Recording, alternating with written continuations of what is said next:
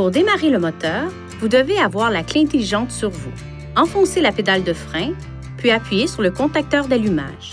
Si vous n'enfoncez pas la pédale de frein en appuyant sur le contacteur d'allumage, le moteur ne démarre pas et le véhicule passe en mode accessoire. Le fait d'appuyer sur le contacteur une deuxième fois le place à la position ON.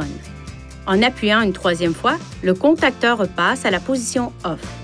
Si vous laissez le contacteur à la position accessoire ou ON, divers systèmes du véhicule peuvent décharger la batterie et votre véhicule pourrait ne pas démarrer.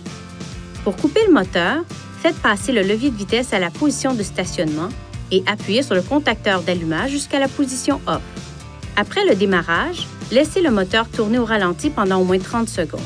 Ne faites pas tourner le moteur de votre véhicule à un régime trop élevé pendant qu'il se réchauffe. Conduisez d'abord à une vitesse modérée sur une courte distance, plus particulièrement s'il fait froid. Par temps froid, laissez le moteur tourner pendant au moins 2 à 3 minutes avant de l'arrêter. Le démarrage et l'arrêt du moteur pendant une courte période peuvent rendre le véhicule plus difficile à démarrer. Pour démarrer le véhicule lorsque la pile de la clé intelligente est à plat, vérifiez que le véhicule est à la position de stationnement, puis touchez le contacteur d'allumage avec la clé intelligente. Un carillon retentit alors. Dans les 10 secondes suivant le carillon, démarrez le véhicule de la façon habituelle en enfonçant la pédale de frein et en appuyant sur le contacteur d'allumage.